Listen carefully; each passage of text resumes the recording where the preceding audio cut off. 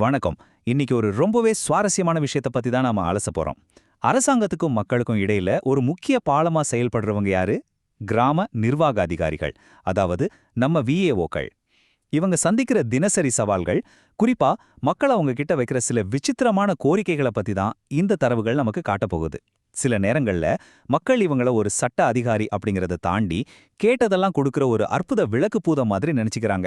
அது எந்த அளவுக்கு விசித்திரமா போகுதுன்னு தாமதிக்காம உள்ள போய் பார்க்கலாம் வாங்க.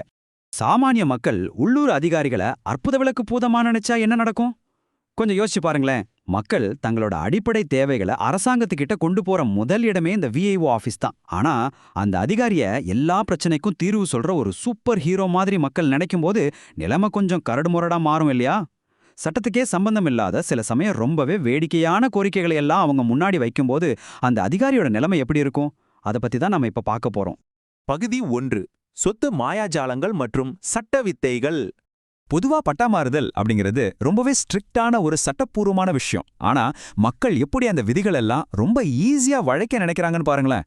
ஒருத்தர் வராரு, ஐயா இது என் தாத்தா காலத்து சொத்து, அதனால இடையில இருக்கிற யாரை பத்தியும் கவலைப்படாம நேரடியே என் பேருக்கு பட்டா மாத்தி கொடுத்துருங்க அப்படின்னு கேட்கிறாரு. இன்னொருத்தர் வந்து என் பெரியப்பாளுக்கு பிள்ளைங்க யாரும் இல்ல, அதனால அந்த சொத்தை அப்படியே என் பேருக்கு மாத்திருங்கன்னு சொல்றாரு. இதையெல்லாம் விட ஒரு படி மேல போய் பத்திரத்தில் இருக்கிற உண்மையான சர்வே நம்பரை விட்டுட்டு தங்களுக்கு எந்த நம்பர் ராசியானதோ இல்ல விருப்பமானதோ அந்த புல என்ன பட்டாவுல மாத்தி தர சொல்லி கேக்குறாங்க. சட்டம் எப்படி வேலை செய்யுதுன்னு ஒரு சின்ன புரிதல் கூட இல்லாம நம்ம கேட்டா உடனே நடந்துரும் நினைக்கிற மனநிலைய இது ரொம்ப தெளிவா காட்டுது. இந்த குறிப்பிட்ட விஷயத்த கொஞ்சம் ஆழமா கவனிச்சு பாருங்க. நம்ம சமூகத்துல எந்த அளவுக்கு ஆணாதிக்கம் வேறொன்று இருக்குன்னு இது அப்பட்டமா காட்டுது.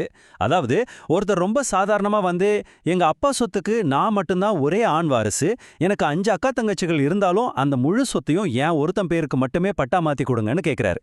இன்னைக்கு சட்டப்படி பெண்களுக்கு சொத்துல சரிபாதி உரிமை இருக்குங்கிறத சுத்தமா மறந்துட்டு நான் ஒரு ஆம்பளை, அதனால முழு சொத்தும் எனக்கு தான் சொந்தம்னு வாதிடுறது ஒரு அரசு அதிகாரிக்கு எவ்வளோ பெரிய தர்ம சங்கடத்தை உருவாக்கணும்னு நீங்களே நினைச்சு பாருங்க. பகுதி 2. மானிய மோசடி மற்றும் கற்பனை கணக்கீடுகள். இப்ப நாம பார்க்க போறது தான் உண்மையான கிரியேட்டிவ் அக்கவுண்டிங். ஒரே குடும்பத்தை சேர்ந்தவங்க அரசாங்கத்தோட அத்தனை சலுகைகளையும் ஒரே நேரத்தில் எப்படி வளைச்சு போட நினைக்கிறாங்கன்னு பாருங்களேன். விவசாய இன்சூரன்ஸ் வாங்கணும்னா அதுக்கு கணவர் பேர்ல அடங்கல் வேணும். அதே நிலத்தை காட்டி பேங்க்ல நகைக்கடன் வாங்க அது மனைவி பேர்ல வேணும். இது பத்தாதுன்னு அரசாங்கம் கொடுக்குற குறுவை தொகுப்பு மானியத்தை வாங்குறதுக்காக தங்க கிட்ட இருக்கிற மொத்த நிலத்தையும் 5 பாகமா, அதாவது ஆளுக்கு 1.25 ஏக்கர் வர மாதிரி பிரிக்க சொல்றாங்க. இதுல ஹைலைட் என்ன தெரியுமா? அந்த 5 பேர்ல 8ஆம் வகுப்பு படிக்கிறவங்க பையனும் ஒரு ஆளு. தங்களோட லாபத்துக்காக நில ஆவணங்களை எப்படியெல்லாம் மாத்தி எழுத சொல்லி ஒரு அதிகாரியை வற்புறுத்துறாங்க அப்படிங்கிறதுக்கு இது ஒரு கிளாசிக் உதாரணம். பகுதி 3. வருமான முரண்பாடு மற்றும் ஷ்ரோடிங்கரின் செல்வம். இதை நாம வேடிக்கையா ஷ்ரோடிங்கரின் செல்வம்னு கூட சொல்லலாம். ஏன்னா ஒரே நபர் ஒரே நேரத்துல பரம ஏழையாவும் இருப்பாரு, அதே சமயம் பெரிய பணக்காரராகவும் இருப்பாரு. எப்படின்னு கேக்குறீங்களா? அரசாங்கத்துக்கிட்ட இருந்து ஏதாவது இலவசமோ மானியமோ வாங்கணும்னா அதிகாரி கிட்ட போய், ஐயா நான் ரொம்ப ஏழை, என் வருஷ வருமானமே வெறும் 48,000 ரூபாய் தான்னு சர்டிபிகேட் கேட்பாரு. ஆனா அதே நபர் பேங்க்ல போய் பெரிய அமௌண்ட் லோன் வாங்கணும்னா தன்னோட வருமானம் 7 லட்சம் ரூபாய்னு அதே அதிகாரி கிட்ட சர்டிபிகேட் கேட்பாரு. இப்படி முற்றிலும் முரண்பாடான 2 சர்டிபிகேட்டை ஒரே அதிகாரி எப்படி கொடுக்க முடியும்னு அவங்க கொஞ்சம் கூட யோசிக்கிறதே இல்ல. தங்களுக்கு ஏத்த மாதிரி அதிகாரிகளை எப்படியும் வளைக்கலான்னு மக்கள் எந்த அளவுக்கு நம்புறாங்க அப்படிங்கிறது இங்க ரொம்ப தெளிவா தெரியுது. பகுதி 4. உச்சக்கட்ட அபத்தம் மற்றும் எல்லை மீறும் எதிர்பார்ப்புகள். சரி, பொதுமக்களோட எதிர்பார்ப்புகளுக்கு ஒரு எல்லையே கிடையாதா? ஒரு அரசு ஊழியரோட டியூட்டி எது வரைக்கும்னு மக்கள் நினைக்கிறாங்க? அரசுக்கும் மக்களுக்கும் இடையில ஒரு பாலம் மாதிரி செயல்படுறதை தாண்டி தங்களுக்கு சம்பந்தமே இல்லாத தனிப்பட்ட குடும்ப பிரச்சனைகளுக்கெல்லாம் கூட அந்த அதிகாரி தான் பொறுப்புன்னு மக்கள் நினைச்சா என்ன ஆகும்?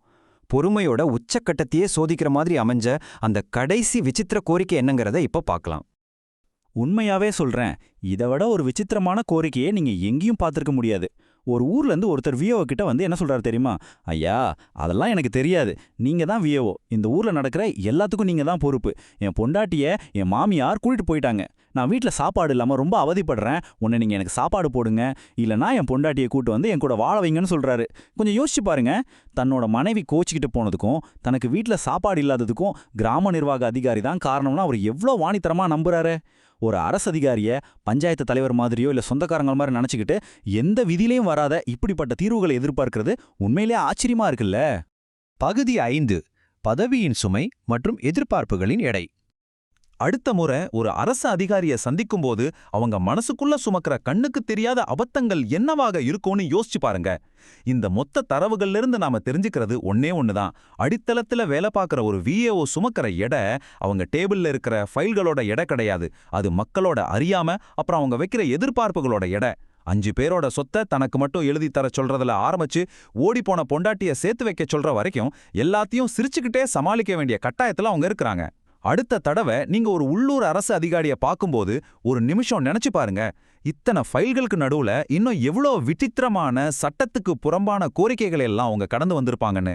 இந்த ஒரு சிந்தனையோட இன்னைக்கு நாம இந்த அலசலை முடிச்சுக்கலாம். ரொம்ப சுவாரஸ்யமான வேற சில தரவுகளோட உங்களை சீக்கிரமே சந்திக்கிறேன். நன்றி.